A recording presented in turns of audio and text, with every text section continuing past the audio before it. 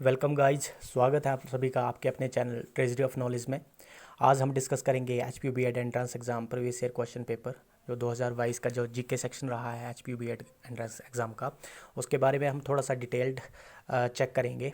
और जो आपका आने वाला एंट्रेंस है बी एड का एच पी यू का, लगभग जून में हो जाता है, जून में। तो कुल मिलाकर देखा जाए तो मार्च एंड हो गया है, तो अप्रैल और मई लगभग 2 ही मंथ बचे हैं। तो अच्छे से तैयारी कर लो। और इस वीडियो में आप लोगों को जो प्रीवियस ईयर का जो जीके है उसको मैं डिटेल में डिस्कस करूंगा, ताकि जो आने वाला एग्ज़ाम है उसमें इससे रिलेटेड काफ़ी क्वेश्चन बन जाते हैं। तो हम शुरू करते हैं आज की वीडियो। सबसे पहले आपका क्वेश्चन था, यशवंत सिंह परमार का कार्यकाल कितने वर्ष का था? How long was the tenure of Yashwant Singh Parmar? तो जैसा कि आप लोग जानते हैं, यशवंत सिंह परमार जी हमारे पहले मुख्यमंत्री रहे हैं हिमाचल प्रदेश के, और इन्हें एक हिमाचल प्रदेश के निर्माता के रूप में भी जाना जाता है। और कई बार ये क्वेश्चन आ भी जाता है कि हिमाचल प्रदेश निर्माता के रूप में किन्हें जाना जाता है, तो वो है यशवंत सिंह परमार जी। तो यशवंत सिंह परमार जी का कार्यकाल जो है वो 1699 दिनों का रहा है। ऑप्शन ए इसका सही आंसर होगा। और यशवंत सिंह परमार जी के बारे में और एक क्वेश्चन आता है कि यशवंत सिंह परमार जो है वो कब हिमाचल प्रदेश के मुख्यमंत्री बने थे पहली बार? तो ये डेट काफ़ी इंपॉर्टेंट है, 24 मार्च 24 मार्च 1952। तो इस डेट को भी आप लोग अच्छे से याद रख लेंगे, क्योंकि कई बार ये क्वेश्चन पूछा गया है। तो इसका आंसर था ऑप्शन ए 1699 दिन। Which one is the longest river in Himachal Pradesh? Himachal Pradesh की सबसे लंबी नदी। तो ये काफ़ी आसान क्वेश्चन पूछा गया था।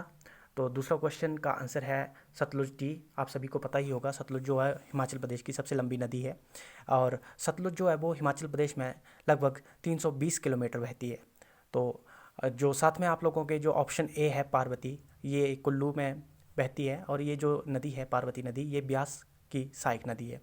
साथ ही जो सतलुज है इसकी सहायक नदियाँ हैं स्पीति और बसपा।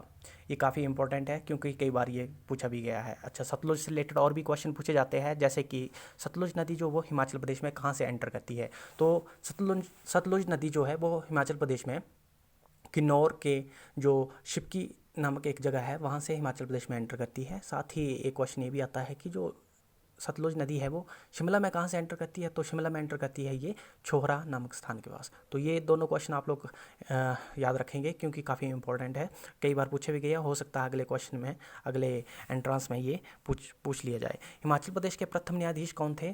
काफ़ी इंपॉर्टेंट क्वेश्चन है और कई बार पूछा भी जाता है। M H Beg. Option C जो है वो इसका सही आंसर है, ऑप्शन सी। अच्छा, इसके बारे में हम थोड़ी सी जानकारी ले लेते हैं। एक क्वेश्चन और आता है कि हिमाचल प्रदेश से जो चीफ जस्टिस ऑफ इंडिया, जो चीफ मुख्य न्यायाधीश रहे हैं भारत के हिमाचल प्रदेश से, उनका नाम आपको ऑप्शन में आएगा। ऐसे ऑप्शन आ सकते हैं कि PCB Menon, PD Desai, MH Beg, या फिर फोर्थ ऑप्शन हो सकता है आप लोगों के पास मेहरचंद महाजन। तो मेहरचंद महाजन जो है वो हिमाचल प्रदेश से एक ऐसे एकमात्र व्यक्ति रहे हैं जो भारत के चीफ जस्टिस ऑफ इंडिया रहे हैं। तो ये कांगड़ा डिस्ट्रिक्ट से बिलोंग करते थे मेहरचंद महाजन जी। और ये भी याद रखिएगा, अगर भारत का पूछा जाए तो मेहरचंद महाजन, और हिमाचल का पूछा जाए पहला मुख्य न्यायाधीश, और वो थे M H Beg. M H Beg का जो पूरा नाम है वो भी मैं आप लोगों को बता देता हूँ, कई बार ये पूरा नाम भी आ जाता है। एम एच बेग है मिर्ज़ा हमीदुल्ला बेग। ये काफ़ी इंपॉर्टेंट नाम है और आप लोग इसको याद रखेंगे। क्वेश्चन नंबर 4 है, गसोता मेला किस जिले से संबंधित है? ये भी काफ़ी बार पूछा जा रहा है आजकल ये प्रश्न। तो इसका जो सही आंसर था वो था ऑप्शन सी, हमीरपुर। हमीरपुर में जो है वो गसोता मेला लगता है। चंबा में आप जानते हैं, चंबा में लगता है आपका मेंजर मेला, और साथ ही सोलन में लगता है आपका शूलिनी मेला। ये भी काफ़ी इंपॉर्टेंट, कई बार पूछे जाते हैं, तो इनका भी आप लोग ध्यान रखेंगे। अगला क्वेश्चन था आप लोगों का, गौरी देवी का टिब्बा चोटी किस जिले में स्थित है? तो गौरी देवी का टिब्बा चोटी जो वो चंबा जिले में है।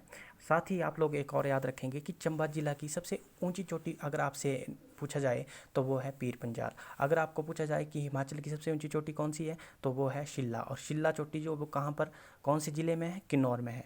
किन्नौर के साथ में आप लोगों को ये भी पूछा जाएगा कि इसकी हाइट कितनी है। हो सकता है नेक्स्ट एंट्रांस में ये पूछ लिया जाए कि जो हिमाचल प्रदेश की सबसे ऊंची चोटी है, आप लोगों को क्वेश्चन इस तरीके से आएगा कि हिमाचल प्रदेश की जो सबसे ऊंची चोटी है उसकी हाइट कितनी है? तो उसकी हाइट है 7025 मीटर। याद रखिएगा, 7025 मीटर।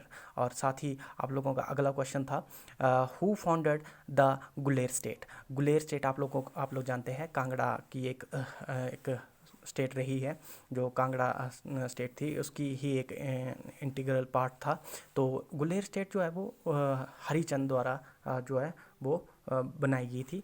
गुलेर राज्य की स्थापना जो वो हरिचंद द्वारा की गई थी। इसकी एक बहुत ही अच्छी स्टोरी है, मैं आप लोगों के साथ डिस्कस करना पसंद करूँगा, क्योंकि अगर हमें स्टोरी याद होगी तो क्वेश्चन का आंसर ऐसे पेपर में स्पार्क कर जाता है। तो इसकी जो कहानी है, जो हरिचंद थे और करमचंद, ये दोनों भाई भाई थे। ऑप्शन ए में देख पा रहे होंगे आप लोग, करमचंद और जो हरिचंद और करमचंद थे, ये दोनों भाई भाई थे। एक बार ये जंगल में शिकार करने के लिए जाते हैं और जो हरिचंद है वो कहीं खो जाते हैं। तो कई दिनों तक वो ढूंढते रहते हैं हरिचंद को, लेकिन मिलते नहीं हैं। लेकिन तो अगर ये कई दिनों तक ये मिले नहीं तो जो करमचंद है वो गद्दी पर बैठ जाता है। जब कई दिनों बाद ये वापस आते हैं हरिचंद, किसी ने इनको बचाया होता है एक्चुअली, कि कुएं में, खाली कुएं में गिर गए होते हैं, जो सूखे हुए कई कुएं होते हैं उसमें, तो किसी ने इन्हें बचाया होता है। तो जब वापस आते हैं और देखते हैं कि जो उनका भाई करमचंद है वो गद्दी पर बैठ गया है, तो वो क्या करते हैं, ये अपनी अलग से एक राज्य की स्थापना करते हैं जिसे गुलेर राज्य कहा जाता है। और इसकी जो राजधानी है वो बनाते हैं हरिपुर। तो ये भी इंपॉर्टेंट है, अगली बार ये भी क्वेश्चन आ सकता है कि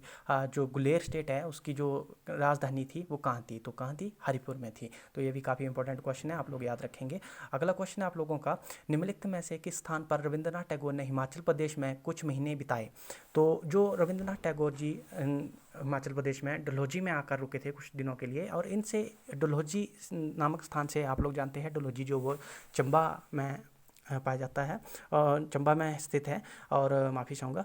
और डलहौजी में एक और शख्सियत रुके थे और उनका नाम है सुभाष चंद्र बोस। तो हो सकता है अगली बार ये क्वेश्चन आ जाए कि सुभाष चंद्र बोस जो है वो कहाँ रुके थे, तो सुभाष चंद्र बोस भी डलहौजी में रुके थे। तो आप लोग इसका भी ध्यान रखेंगे।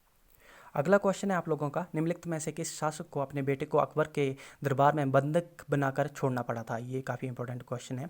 तो इसकी जो स्टोरी है, कई बार क्या होता था कि जो अकबर का जब शासनकाल चला हुआ था, तो अकबर का जो ज़्यादा फोकस रहता था वो सेंट्रल इंडिया पे रहता था, और साउथ इंडिया की साइड वो आगे बढ़ रहे थे, अपने क्षेत्र को बढ़ा रहे थे।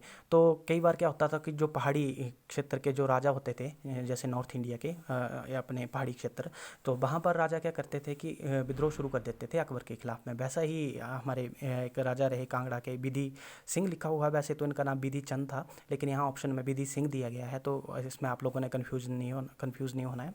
तो बिधि सिंह जो थे, इन्होंने अकबर के खिलाफ एक विद्रोह, छोटा सा विद्रोह शुरू कर दिया। तो अकबर ने देखा कि जो पहाड़ी राजा है वो विद्रोह कर रहे हैं, तो अकबर ने एक टेक्निक अपनाई कि उनके किसी संबंधी को या फिर उनके बेटे को वो बंधक के रूप में अपने दरबार में रखेंगे। तो जो राजा बिधि सिंह था, इसने जब विद्रोह किया अकबर के खिलाफ, तो अकबर ने इनके बेटे त्रिलोक चंद को, आप ये भी याद रखेंगे कि इनके बेटे को, किसको, त्रिलोक चंद को अपने दरबार में बंधक के रूप में रखा था। तो ये भी काफ़ी इंपॉर्टेंट क्वेश्चन पूछा गया था। अगला क्वेश्चन है आप लोगों का, धमबारी सुंडा जल विद्युत परियोजना किस धारा पर है। तो ये काफ़ी इंपॉर्टेंट क्वेश्चन पूछा गया था और काफ़ी ट्रिकी भी था मेरे ख्याल से।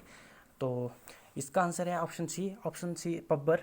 धमबारी सुंडा जल विद्युत परियोजना जो है वो पब्बर धारा पर स्थित है, बनाई गई है मतलब। अगला क्वेश्चन है आप लोगों का, हिमाचल प्रदेश भारतीय संघ का राज्य कब बना। तो ये बना था, माफ़ी चाहूँगा, भारतीय संघ का राज्य बना मतलब कौन सा वाला राज्य पूछ रहा है, तो ये 18वां राज्य बना था हिमाचल प्रदेश भारतीय संघ का, भारत का 18वां राज्य बना था, सीधे सीधे तौर पर ये क्वेश्चन पूछा गया था। अगला क्वेश्चन है आप लोगों का, लॉर्ड ब्रूस वेंसुअल को समर्पित मंदिर निम्नलिखित में से किस झील के पास स्थित है। तो ये जो मंदिर है दोस्तों, ये है डल झील के पास, और डल झील आप लोग सभी जानते हैं, डल झील जो वो कांगड़ा में स्थित है। कांगड़ा में कहाँ पर है ये, मैक्लोडगंज के पास में ही, थोड़ा सा ऊपर जाके वहाँ पर लॉर्ड ब्रूस वेंसुअल का एक मंदिर बनाया गया। तो आप लोग याद रखेंगे, कई बार इसे डायरेक्ट भी पूछ लिया जाता है कि डल झील कहाँ पर है, तो डल झील कहाँ है, कांगड़ा में है। करेरी झील आए तो वो भी कहाँ है, कांगड़ा में है। तो ये कुछ विशेष झील थी और इम्पोर्टेंट। बाकी जो ऊपर दी गई है, मणिमहेश झील, महाकाली झील, लामा झील, ये सभी कहाँ हैं, चंबा जिले में स्थित है। आप ये भी याद रखेंगे, अगली बार इनमें से भी क्वेश्चन पूछा जा सकता है। अगला क्वेश्चन है आप लोगों का, मंडी जिले के किस शहर के पास मछयाल झील है। ये भी काफ़ी ज़्यादा जो डिफ़िकल्ट क्वेश्चन पूछा गया था, कि ऐसा पूछ लेते हैं कि मछयाल झील कौन से ज़िले में है, तो काफ़ी आसान रहता कि हाँ मंडी में है। लेकिन ये पूछा गया कि कौन से जो शहर में स्थित है, तो मंडी जिला के जो यहाँ शहर दिए हैं, सारे के सारे काफ़ी मेजर शहर है, जैसे कि जोगिंद्रनगर, सरकाघाट, सुंदरनगर, करसोग। तो इसका जो सही आंसर है ऑप्शन बी जोगिंद्रनगर के पास में मछयाल झील जो वो स्थित है। तो अगला क्वेश्चन था आप लोगों के पास, हिमाचल प्रदेश का कुल भौगोलिक क्षेत्रफल कितना है। तो हिमाचल प्रदेश का कुल भौगोलिक क्षेत्रफल जो है वो 55,673 वर्ग किलोमीटर। 55,673 वर्ग किलोमीटर जो है ऑप्शन डी इसका बिल्कुल सही आंसर था। ये काफ़ी आसान क्वेश्चन पूछा गया था। अगला क्वेश्चन है आप लोगों का, चंबा राज्य के पूर्व अवशेषों के लेखक कौन है? तो 2 बुक्स पूछी गई थी इस एंट्रेंस एग्ज़ाम में, काफ़ी इंपॉर्टेंट थी और ये काफ़ी डिफ़िकल्ट भी था मेरे ख्याल से।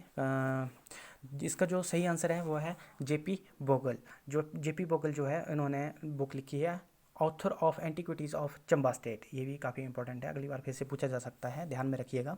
अगला क्वेश्चन है आप लोगों का, हिमाचल प्रदेश का राज्य वृक्ष कौन सा है? तो राज्य वृक्ष, ये काफ़ी आसान क्वेश्चन था, देवदार, सीड्रस देवदार, जो इसका राइट आंसर है ऑप्शन सी। अगला क्वेश्चन है आप लोगों का, who is regarded as the mother of the Indian rebellion? भारतीय क्रांति की जननी के रूप में किसे माना जाता है? तो ये मैडम भीकाजी कामा को जाना जाता है भारतीय क्रांति की जननी। क्योंकि इन्हें भारतीय क्रांति की जननी इसलिए जाना जाता है, इन्होंने जो है वो जर्मनी में भारतीय तिरंगा झंडा जो है फहराया था, इसलिए इन्हें भारतीय क्रांति की जननी कहा जाता है। आप लोग ये भी याद रखेंगे। अगला क्वेश्चन है आप लोगों का, निम्नलिखित में से किस फसल को रोपण फसल के रूप में जाना जाता है? तो रोपण फसल के रूप में ये तीनों फसलें रोपण फसलें होती है। मेरे ख्याल से इसमें पूछा गया था कि इनमें से कौन सी नहीं है, तो मैं जो चावल है इन्हें रोपण फसल के रूप में नहीं जाना जाता है। तो शायद यहाँ पर जो थोड़ा सा ये क्वेश्चन जो था वो गड़बड़ थी थोड़ी इस क्वेश्चन में। अगला क्वेश्चन है आप लोगों का, हाल ही में केंद्र सरकार द्वारा शुभारंभ की गई पुस्तक द इंडिया स्टोरी किस क्षेत्र से संबंधित है? तो ये आपका करंट अफेयर से क्वेश्चन था, इसका सीधा आंसर था नवीनीकरण ऊर्जा, रिन्यूएबल एनर्जी। अगला क्वेश्चन है आप लोगों का, ये भी करंट अफेयर से रिलेटेड था, खाड़ी क्षेत्र में भारतीय जहाज़ों की सुरक्षा के लिए भारतीय नौसेना द्वारा शुरू किए गए ऑपरेशन का नाम क्या है? तो इस ऑपरेशन का नाम था ऑपरेशन संकल्प। ऑप्शन बी इसका सही आंसर था, ऑपरेशन संकल्प इसका सही आंसर था। 2 क्वेश्चन जो है करंट अफेयर से मिल गया है। अगला क्वेश्चन जो है आप लोगों का ये है, विधानसभा का सत्रावसान का अर्थ निम्नलिखित में से क्या है? तो इसका जो अर्थ होता है, इसका ऑप्शन ए, विधानसभा को भंग किए बिना बंद करना।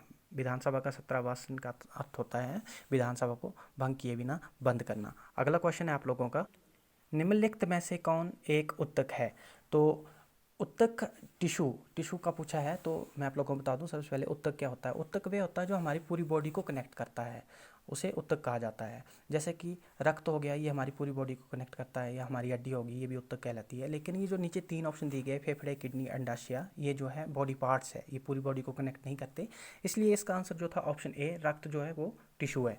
तो अगला क्वेश्चन था, ब्रह्मांड में पदार्थ का सबसे प्रचुर रूप क्या है? तो ब्रह्मांड में जो पदार्थ सबसे प्रचुर रूप में पाया जाता है वो है प्लाज्मा। आप लोग जानते ही हो कि जो तारे वगैरह है वो प्लाज्मा से ही बनते हैं। तो काफ़ी करोड़ों अरबों की संख्या में एक ही गैलेक्सी में तारे होते हैं, तो प्लाज्मा इसका सही आंसर है। अगला क्वेश्चन करंट अफेयर से रिलेटेड था लगभग, what is the main objective of PM गति शक्ति नेशनल मास्टर प्लान? तो पीएम गति शक्ति नेशनल मास्टर प्लान का जो ऑब्जेक्टिव था इंफ्रास्ट्रक्चर डेवलपमेंट। ऑप्शन बी जो है इसका सही आंसर था, इंफ्रास्ट्रक्चर डेवलपमेंट जो था वो इसका जो मेन ऑब्जेक्टिव था। अगला क्वेश्चन है आप लोगों का, मेरे ख्याल से लगभग 3 या 4 क्वेश्चन करंट अफेयर से रिलेटेड हो गए हैं।